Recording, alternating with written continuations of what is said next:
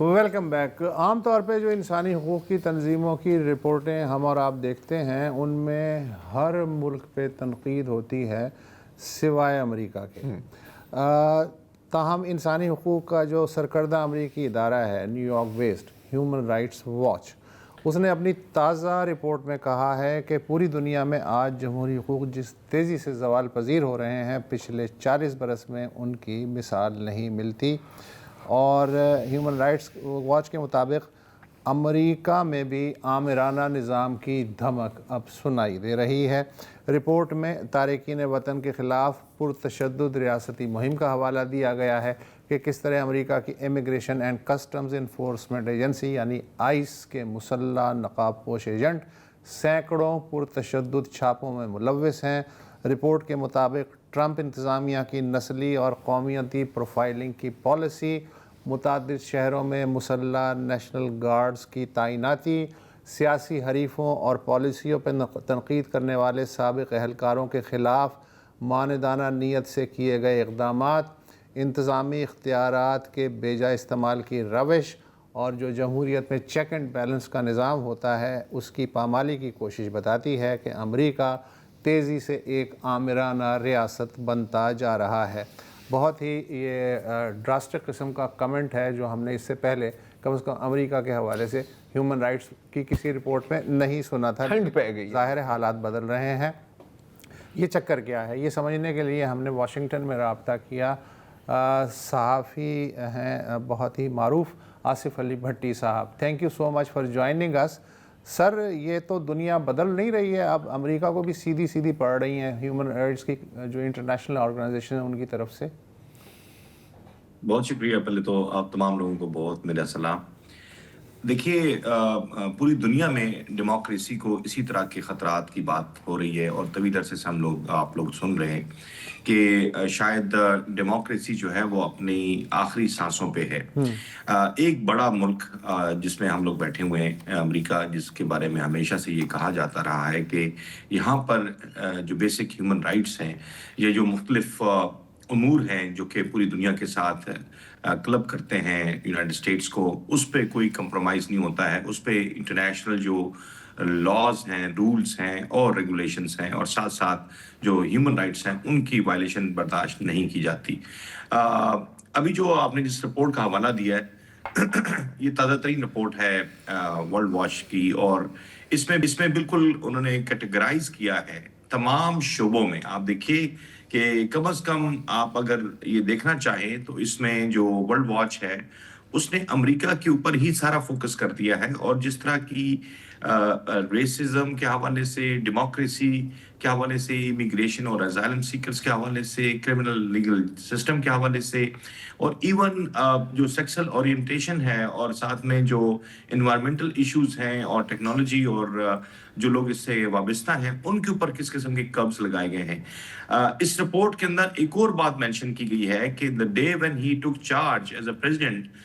Trump نے اسی دن ہی ایک جو بالکل کلیئر کٹ پالیسی کا اناؤنس کر دیا تھا، جس میں اس نے جو مختلف ادارے ہیں ان کو بند کرنے اور ان کی جتنی بھی گرانٹس ہیں جو کہ پوری دنیا میں کام کر رہے تھے ان کو بند کرنے کا اعلان کر دیا تھا. اور آپ کو یاد ہوگا کہ اس میں چاہے وہ نشریاتی ادارے ہوں یعنی جرنلزم سے وابستہ ہوں یا میڈیا کے ہوں یا کوئی عوامی فلاحی ادارے ہوں جو کہ مختلف دنیا کے حصوں میں کام کر رہے ہیں، یا اس کے علاوہ جو ہیومن رائٹس کے حوالے سے جو ایکٹیویٹیز کر رہے ہوتے ہیں یا ڈیموکریسی کی اسٹرینتھنگ کے حوالے سے کر رہے ہوتے ہیں، ان سب کی گرانٹس بند کر دیں اور ان کو واپس ہزاروں لوگوں کو جو ہے نوکریوں سے فارغ کر دیا گیا. تو یہ ان کا جو کلٹ ہے بیسیکلی. آصف بھٹی صاحب میں ایک چھوٹا سا سوال کرنا چاہ رہا ہوں. جو آپ نے نشاندہی کی جن باتوں کی وہ بالکل ہیں، اور ہم بھی وقتاً فوقتاً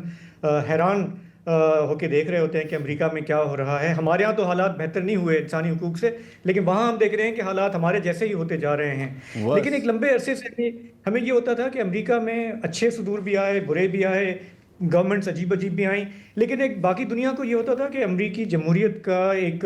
اس میں ایک اتنی ریزیلینس ہے اور اتنا ایک چیک اینڈ بیلنس ہے کہ اگر بہت ہی چیزیں آپے سے باہر ہوں تو سسٹم اپنے آپ کو کریکٹ کرتا ہے. مطلب کانگریس جو ہے وہ پریزیڈنٹ پہ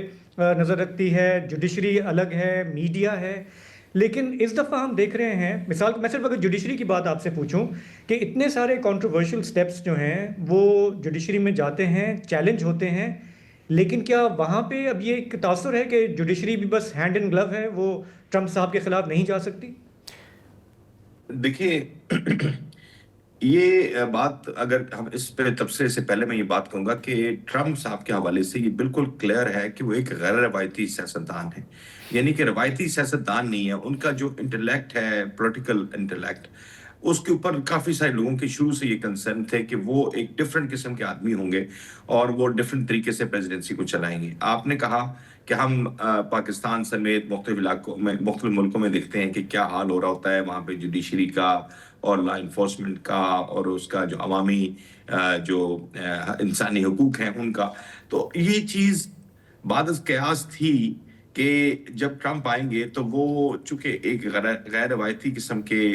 پریزیڈنٹ ہیں اور انہوں نے پہلے دور میں بھی اس طرح کے اقدامات اٹھائے تھے، جب دوسرا دور ان کا سٹارٹ ہوا تو یہ یہاں پر جو تبصرہ نگار تھے اور جو مختلف آرگنائزیشن اس پہ کام کرتی ہیں، انہوں نے یہ بالکل کلیئرلی مینشن کر دیا تھا کہ وہ جو اقدامات کریں گے وہ بالکل غیر روایتی اقدامات ہوں گے۔ اچھا، وہ اب روایت ہمارے سے جا کے مل گئی ہے۔ انٹرسٹنگلی آپ تمام لوگ تو سارا جانتے ہی ہیں کہ جس طرح سے مل جل کے کام ہو رہا ہوتا ہے پاکستان میں بھی، جوڈیشری ہو یا لا انفورسمنٹ کے ادارے ہوں یا قانون نافذ کرنے والے طاقتور ادارے ہوں، ڈیموکریسی بھی اسی کے اندر ہی درمیان میں کہیں پہ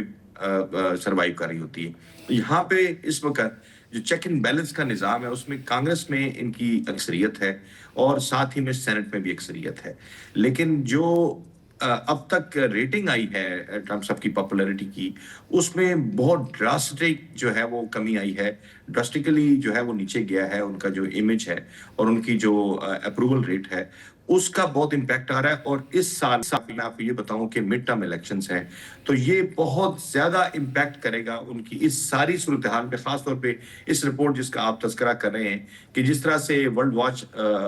نے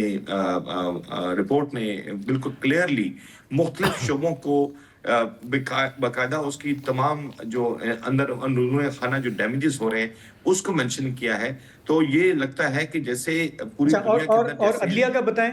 عدلیہ کا اور ججز کا بتائیں، وہاں پہ کیوں سنوائی نہیں ہو رہی؟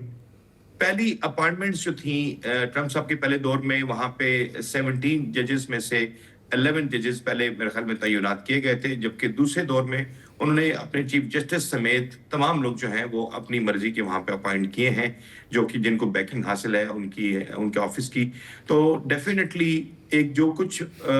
ہمارے ہاں ایک روایتی طور پہ کہا جاتا ہے کہ جیسے صاحب کہیں گے، تو اب ہو یہی رہا ہے کہ یہاں پہ بھی جو جسٹس ہے وہ ہم یہ نہیں کہتے کہ جسٹس ہو نہیں رہا، لیکن جسٹس نظر نہیں آ رہا۔ اندرون خانہ کیا وجوہات ہیں اس کی وہ سارے لوگ جانتے ہیں، لیکن ایک پریشر ضرور ہے ان کے اوپر بھی کہ جو ایک پاپولر پریزیڈنٹ ہیں ان کے خلاف کیسے جایا جائے۔ بالکل، اور وہاں پہ تو 27ویں ترمیم بھی نہیں ہے یار، آپ کے پاس کیا بہانہ ہے۔ بہت بہت شکریہ بھٹی صاحب۔ یار پتہ ہے میرا خیال ہے کہ اب مڈ ٹرمز میں جو بھی ہو نا، تم بھی ہم جیسے نکلے اب تک کہاں چھپے تھے؟ نہیں یہ ہم جیسے نہیں ہیں، یہ اپنے جیسے ہی ہیں بس۔ کیونکہ میں دیکھیں ایک چیز ہوتی ہے امپیریل بومرینگ، اس تھیوری کیا ہے کہ جو آپ باقی ممالک میں کرتے ہو نا، گھوم پھر کے وہ آپ کے گھر میں بھی آتا ہے۔